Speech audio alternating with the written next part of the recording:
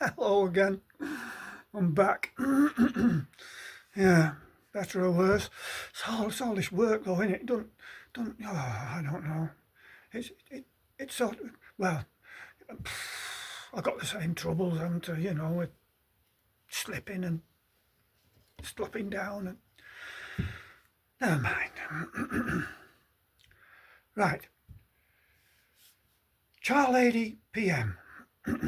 Episode 2.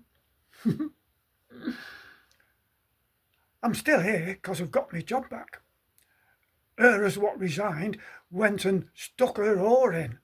Told Keir, you can't sack her without a tribunal. So get dressed, roll your sleeves down and don't be boring. So he did as he was told.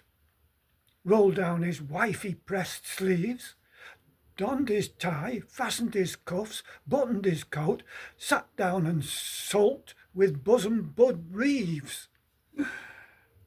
So Red Ange still has influence from the wings, it seems. We may see her front benching yet, as on the opposition she frosty-faced beams.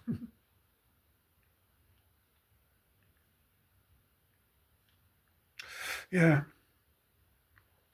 Kemmy's put me on light duties. Me brushings under placed her in an awkward position. By PM's questions, I'd brushed all boo-boos away, depriving her of much needed ammunition. But there was still some googlies for Kemmy to be bowling, 'cause Sir Keir's on course walking backwards when going off strolling. Mirror on a selfie stick so he can see where he's going. Not so much where he's going, but more where he's been. 'Cause where he's going he's doubtless already seen. Unpick that one if you can, confused.com. 'Cause Sir Keir's not yet sorted his to and his from. Maggie had a phrase he could do with learning. You turn if you want. This lady's not for turning. Which is good for her if you believe the rumour that she'd not give a tickle nor a jot for a sense of humour, 'cause she hadn't got one, had she? Oh dear. Poor old Kemmy, her troops are fast detraining. Shame, 'cause she could make good on the world stage. She'll have no truck without, like, misogynistic mansplaining, and could well make a mark on Trumpy's page.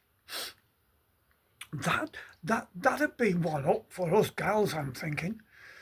She'd bamboozle him fast with those greyly eyelashes blinking, and he'd be lost in the glow of that rich velvety voice, that toothy gap smile, and that womanly guile. That's not fair at all, you might say, using female wiles to get her way. But all's fair 'tis said in love and war, and who wins the battle gets to write the law. It's about time the public won a battle or two against government employees of every degree being brought to account for every sneaky boo-boo, then just retire with their loot and walk away scot-free. Not on, is it?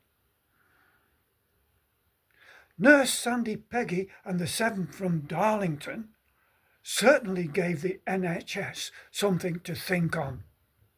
It's good to see those nurses fight the tranny-gendered battle, giving Stonewall and Co's cages a bit of a rattle. The NHS is riddled with silly gender garbage, enough to send any nurse off on a wild rampage. You know, you scratch my back and I'll scratch thine is a phrase we've been aware of for a very long time. But its effects are more evident every day as officials escape prosecution and walk away with full pay. Oh dear, Trumpy's set the pigeons aflutter with his Greenland cat. European mice struggle to see where he's at. Can they see through his gesturing and ranting hyperbole? I think not.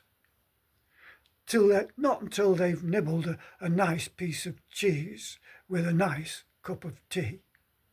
Even then they'd puzzle what bait springs what trap. Should it be Ruskies or Chinks or even NATO in a flap? Does he mean what he says or say what he means?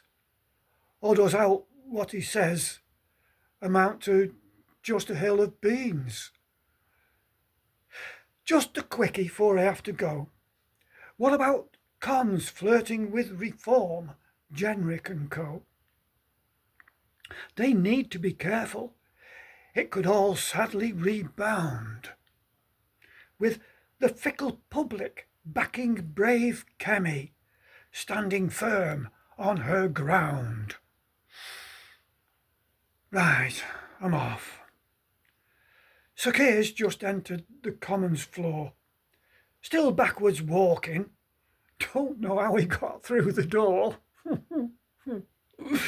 Whoops, he's just backed into the mace and it's dropped on his toe. I'm laughing my socks off as he hops to and fro. Oh dear, Sir Keir, I think I'd better go.